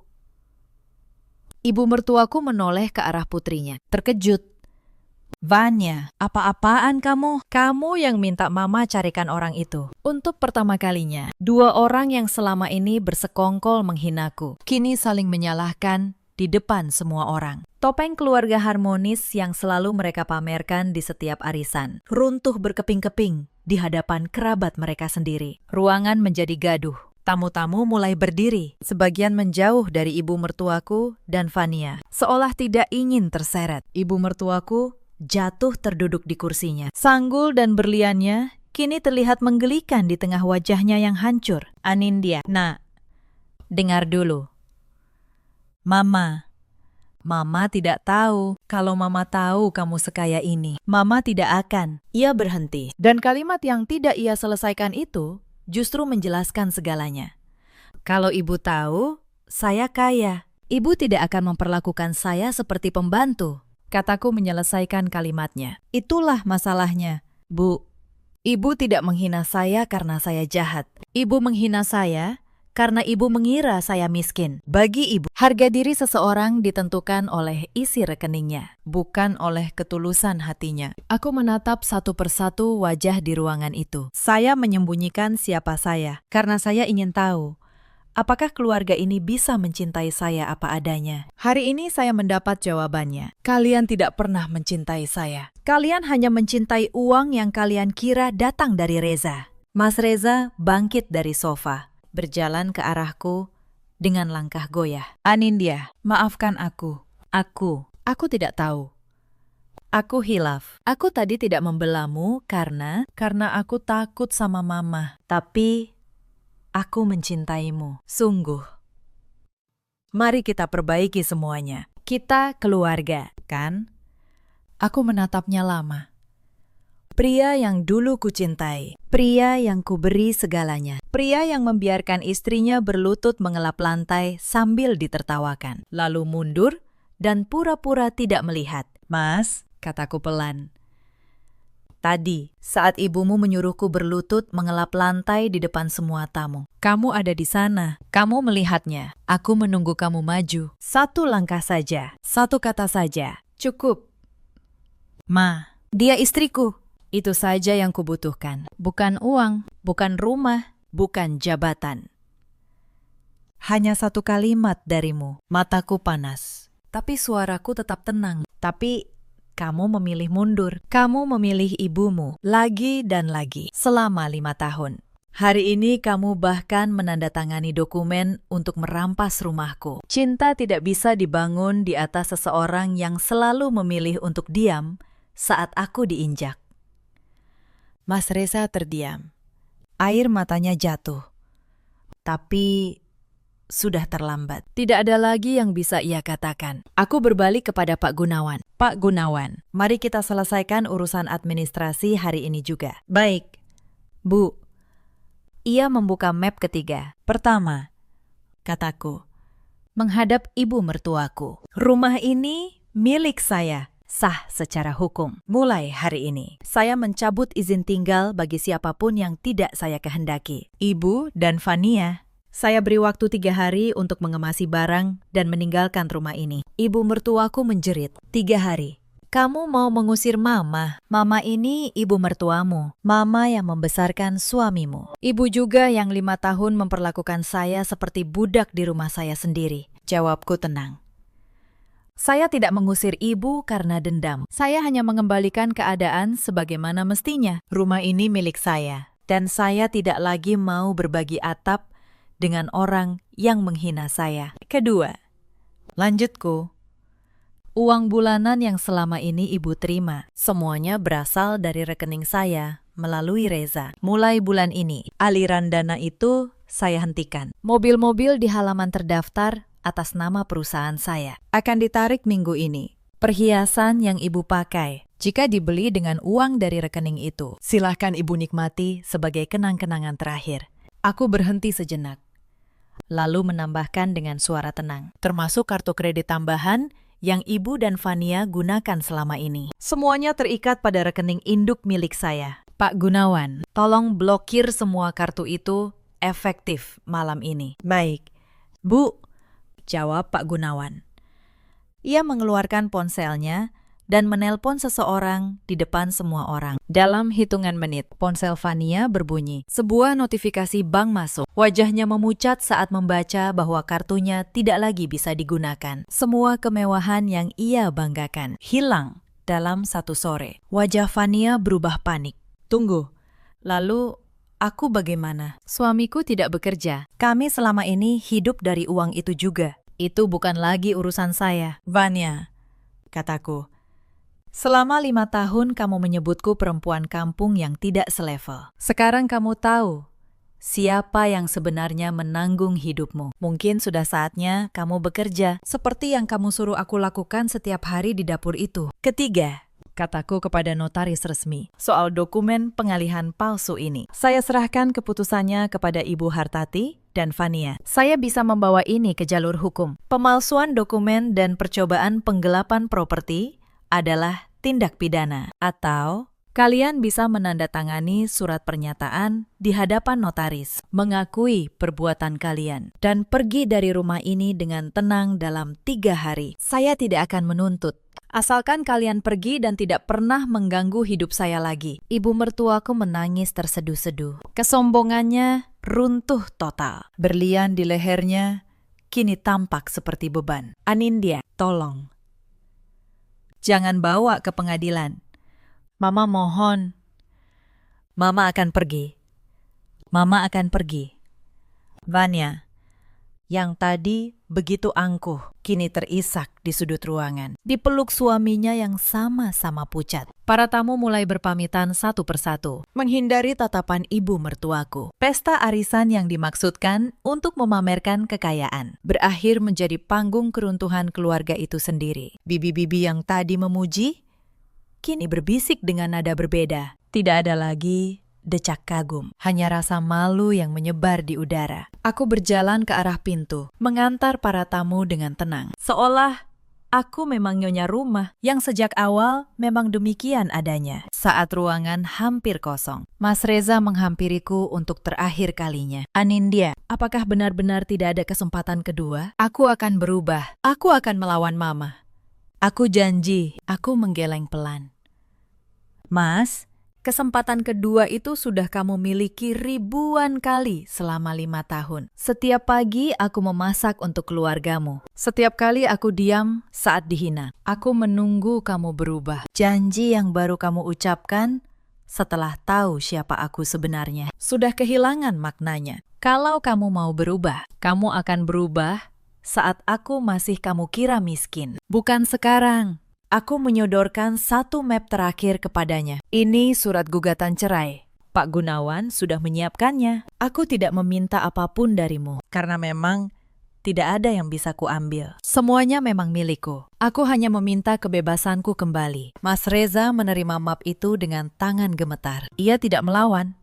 Mungkin jauh di dalam hatinya. Ia tahu ini adalah akhir yang ia ciptakan sendiri. 3 hari kemudian, rumah itu benar-benar kosong dari mereka. Ibu mertuaku pindah ke sebuah rumah kontrakan sederhana di pinggir kota bersama Vania dan suaminya. Tanpa mobil mewah, tanpa perhiasan, tanpa uang bulanan. Mereka harus mulai dari nol. Di usia yang seharusnya sudah tenang. Aku mendengar kabar. Beberapa bulan kemudian, ibu mertuaku harus berjualan kue di pasar untuk bertahan hidup. Vanya, yang dulu enggan bekerja, kini menjadi pramuniaga di sebuah toko. Dan Mas Reza, setelah perceraian kami selesai, kehilangan jabatannya juga. Sebab ternyata posisinya di perusahaan tempat ia bekerja pun adalah hasil koneksi diam-diam dari grup usahaku. Tanpa itu, ia hanyalah seorang pegawai biasa. Aku tidak merasa puas melihat penderitaan mereka. Aku hanya merasa lega, karena akhirnya beban yang kupikul selama 5 tahun terangkat. Rumah itu kini menjadi rumahku sepenuhnya. Untuk pertama kalinya, aku bisa duduk di ruang tamu yang dulu terlarang bagiku. Aku memasak bukan karena disuruh, tapi karena aku ingin. Malam itu, aku membuat ikan goreng, sayur asam, dan sambal terasi. Makanan sederhana yang selama ini tidak pernah sempat kunikmati dengan tenang. Aku makan sendirian di meja besar itu. Tapi anehnya, aku tidak merasa kesepian. Aku merasa untuk pertama kalinya dalam 5 tahun. Aku akhirnya pulang ke rumahku sendiri. Setahun kemudian, hidupku berubah.